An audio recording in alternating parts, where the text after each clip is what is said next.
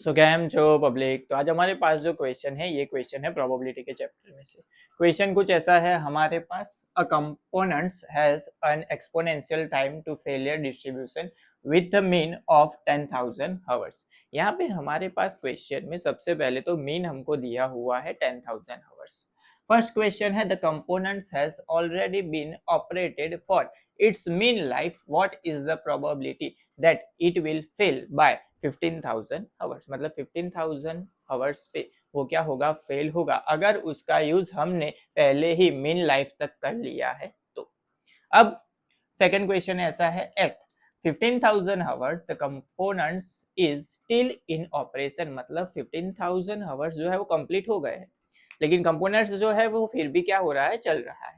What is the probability that it will operate for another 5,000 hour. मतलब ज्यादा 5,000 our तक वो चलेगा, उसकी प्रोबेबिलिटी क्या होगी, वो चीज यहाँ पे हमको फाइंड आउट करनी है। तो यहाँ पे जो फंक्शन है वो कौन सा है, एक्सपोनेंशियल फंक्शन। तो यहाँ पे हम यूज करने वाले हैं एक्सपोनेंशियल डिस्ट्रीब्यूशन का। तो यहाँ पे सबसे पहले तो मीन हमको दिया हुआ है, मीन जिसे हम लिखते हैं म्यू। उसकी जो फॉर्मूला होती है एक्सपोनेंशियल फंक्शन में वो होती है 1 अपॉन लेमड़ा। क्या होती है, 1 अपॉन लेमड़ा। यहाँ पे एक्सपोनेंशियल फंक्शन जो है वो क्या होता है, फंक्शन होता है F of X is equal to lambda into E raise to minus lambda. Okay, ये फंक्शन होता है। अब यहाँ पे मीन की वैल्यू हमारे पास कितनी है, 10,000 आवर्स है, तो यहाँ पे क्या लिखेंगे, 10,000 is equal to 1 upon lambda.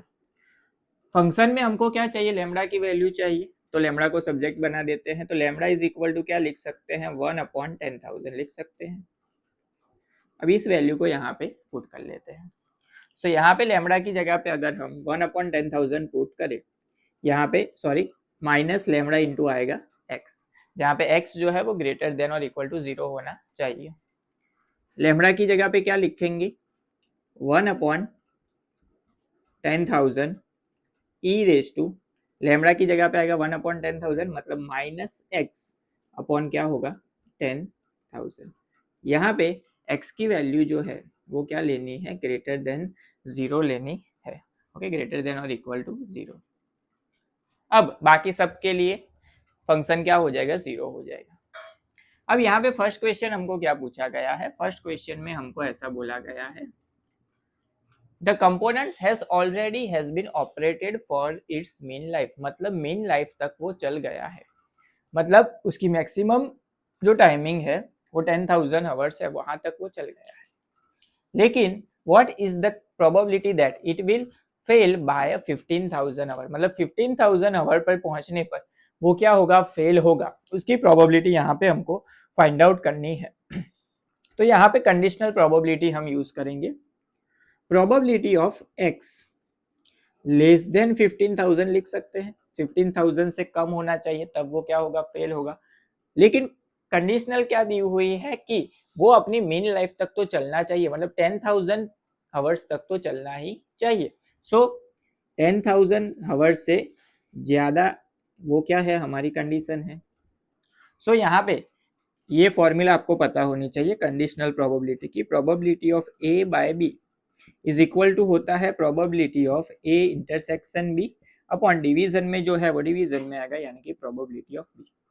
अब यहाँ पे क्या दिया हुआ है, x की वैल्यू जो है वो लेस देन 15,000 होनी चाहिए एंड 10,000 से बड़ी होनी चाहिए। तो इसको हम लिख सकते हैं कॉमन इस तरीके से, प्रोबेबिलिटी ऑफ x यहाँ पे sorry 10,000 less than x less than 15,000। इसका मतलब क्या हुआ कि प्रोबेबिलिटी की जो वैल्यू है आवर्स जो है वो किसके बीच में होने चाहिए, 10,000 एंड 15,000 के बीच में होनी चाहिए, क्योंकि क्या दिया हुआ है, मीन लाइफ तक तो वो चलेगा, मतलब 10,000 आवर्स तक तो चलेगा, लेकिन 15,000 से कम में वो क्या होगा, फेल हो जाएगा। इसका मतलब इसके बीच में कहीं पे वैल्यू जो होगी वहां पे वो फेल होगा, उसकी प्रोबेबिलिटी फाइंड करनी है।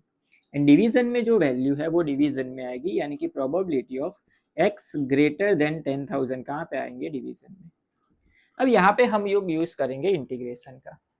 लिमिट जो है वो किसके बीच में है, 10,000 से 15,000 के बीच में, तो यहाँ पे लिख सकते हैं इंटीग्रेशन 10,000 से लेके 15,000।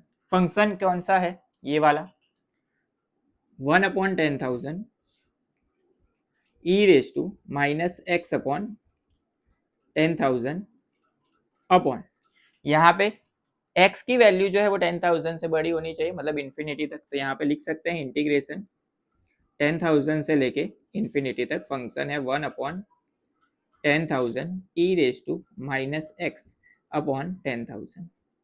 यहाँ पे ये वैल्यू क्या हो जाएगी, कैंसिल हो जाएगी।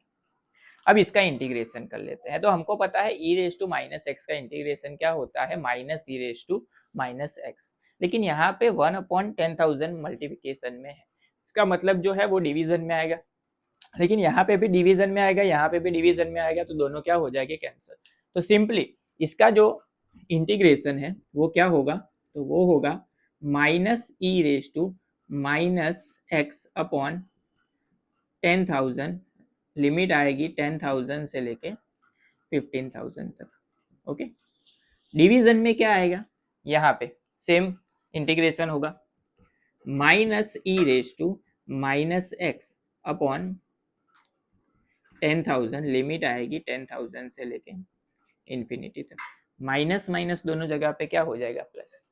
अपर लिमिट माइनस लोअर लिमिट, तो अपर लिमिट पुट करेंगे यहाँ पे 15,000, तो e raise to minus 15,000 upon 10,000 minus lower limit e raise to minus 10,000 upon 10,000 क्या हो जाएगा, 1, तो डायरेक्ट लिखते हैं -1।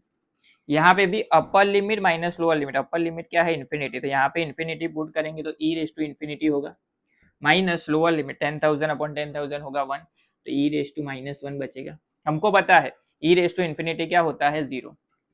सो ये जो है 000 कैंसिल, यहाँ से ये कैंसिल आउट करेंगे तो 1.5 बचेगा यहाँ पे। सो यहाँ पे आंसर मिला, लेकिन यहाँ पे देखो ये 0 हो जाएगा, माइनस ई रेस टू -1 मिलेगा, तो माइनस को चेंज कर लेते हैं तो ऊपर इंटरचेंज हो जाएगा, तो हमको आंसर मिलेगा e raise to -1 minus E raise to -1.5 upon e raise to -1। तो ये हुआ हमारा फाइनल आंसर।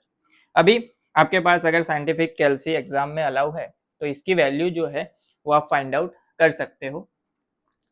यहाँ पे सबसे पहले तो ई रेस टू -1 उसकी जगह पे वैल्यू मैंने लिखी हुई है, वो देख के बता रहा हूँ। ई रेस टू -1 की वैल्यू है 0.3679 माइनस ई रेस टू -1.5 की वैल्यू होती है 0.2231 अपॉन ये वैल्यू आएगी 0.3679। इसको अगर हम कैलकुलेट करें तो हमको आंसर मिलेगा 0.3936। ये हुआ हमारा फाइनल आंसर, यानी कि प्रोबेबिलिटी बिटवीन 10,000 एंड 15,000, मतलब 15,000 से कम में फेल होगा, लेकिन 10,000 से ज्यादा में फेल होगा, उसकी प्रोबेबिलिटी जो है वो क्या होगी, 0.3936, जो हमको फाइंड आउट करने के लिए बोली गई थी। अब उसके बाद ये था हमारा फर्स्ट क्वेश्चन। सेकेंड क्वेश्चन देखते हैं कि सेकेंड क्वेश्चन में क्या बोला गया है।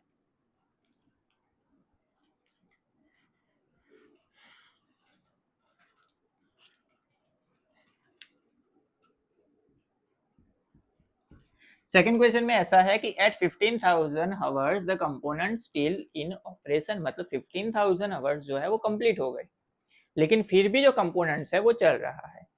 अब still operation, what is the probability that it will operate for another 5 year, और अनदर 5 आवर के लिए वो चलेगा, उसकी प्रोबेबिलिटी क्या होगी। तो यहाँ पे हमको प्रोबेबिलिटी फाइंड आउट करनी है, probability for x greater than 5,000। Greater than 5,000 मतलब सिंपल इंटीग्रेशन लिख लेते हैं, लिमिट आ जाएगी 5,000 से लेके ग्रेटर देन है तो कहाँ तक है, इन्फिनिटी तक। फंक्शन कौन सा है, 1/10,000 into E raise to minus x upon 10,000 dx लिख सकते हैं। इसका इंटीग्रेशन कर लेते हैं तो 1/10,000 कांस्टेंट है तो बाहर आ जाएगा, e raise to minus x upon क्या होगा 10,000, लेकिन यहाँ पे डिवीजन में क्या आएगा, -1/10,000, ये दोनों क्या हो जाएंगे, कैंसिल, साइन जो है वो माइनस के ऊपर चली जाएगी, लिमिट आ जाएगी यहाँ पे 5,000 से लेके इन्फिनिटी तक। अब यहाँ पे ये माइनस ऊपर चला जाएगा तो हमको मिलेगा minus E raise to minus x upon 10,000, limit आ जाएगी 5,000 से लेके इन्फिनिटी तक। Upper limit minus lower limit, upper limit क्या है infinity, e raise to infinity क्या होता है 0 होता है, तो minus lower limit minus minus क्या हो जाएगा plus e raise to 5,000 upon 10,000 क्या होगा 1/2 यानी कि 0.5, सो माइनस 0.5। तो ये मिला हमको हमारा final answer e raise to minus 0.5। Scientific कैलसी में अगर हम वैल्यू फाइंड आउट करें तो वो वैल्यू होगी 0.6065, जो हमको फाइंड आउट करने के लिए बोली गई